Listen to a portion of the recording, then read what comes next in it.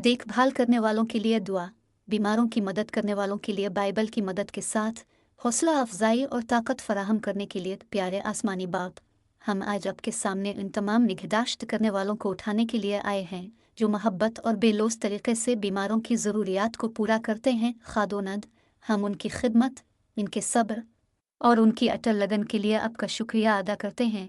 हम दुआ गो हैं कि आप उनको तक़वियत दें और उन्हें अपने सुकून से भर दें। वो आपकी मौजूदगी को महसूस करें क्योंकि वो दूसरों का ख्याल रखते हैं, ये जानते हुए कि वो इस सफ़र में कभी तन्हा नहीं है।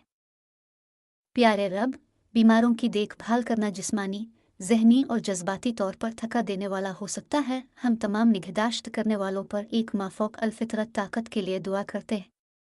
जब वो थके हुए महसूस करते हैं तो उनकी तवानाई की तजदीद करें, और जब वो थका हुआ महसूस करें तो उनकी रूह को ताज़ा दम करें। आपका कलाम हमें 40, 29, 31 में याद दिलाता है, वो थके हुए को ताकत देता है और कमज़ोरों की ताकत बढ़ाता है।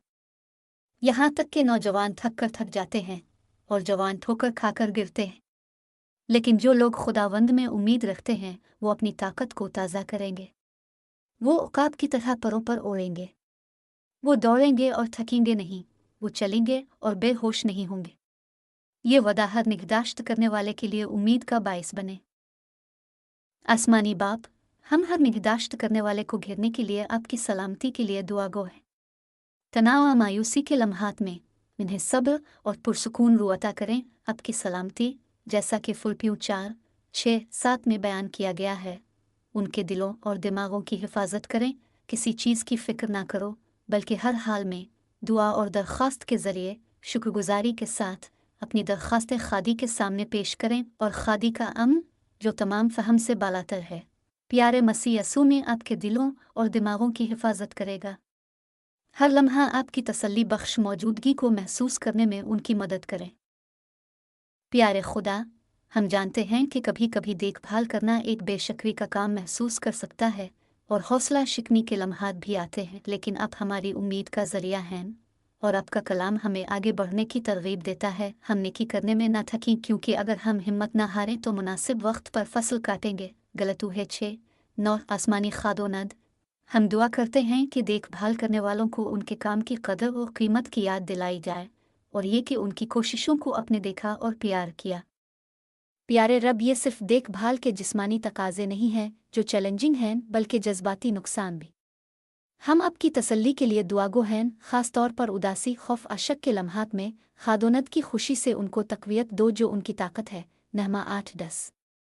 देखभाल करने वाले जान लें कि उनकी खिदमत रायगा नहीं है, और ये कि आप उनकी हर कुर्बानी को देखते और उनकी कदर करते हैं। उन्हें अपने अमन और मोहब्बत से भर दे जो तमाम तर समझ से बालातर है। फिलिप्पियों 4:7। आसमानी बाप, हम जिस्मानी, जज्बाती और रूहानी तौर पर देखभाल करने वालों पर अब से रिस्क मांगते हैं।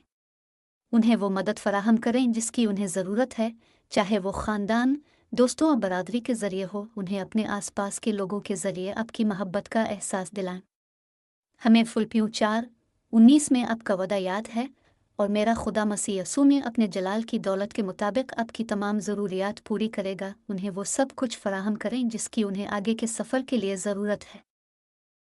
प्यारे रब, हम देखभाल करने वालों के लिए आपका शुक्रिया अदा करते हैं जो इस तरह के फ़ज़ल, मोहब्बत और लगन के साथ खिदमत करते हैं।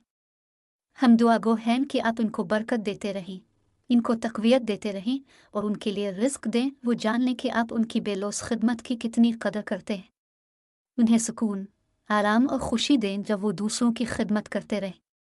हम ये सब प्यारे यसू मसीह के नाम में दुआ करते हैं। आमीन।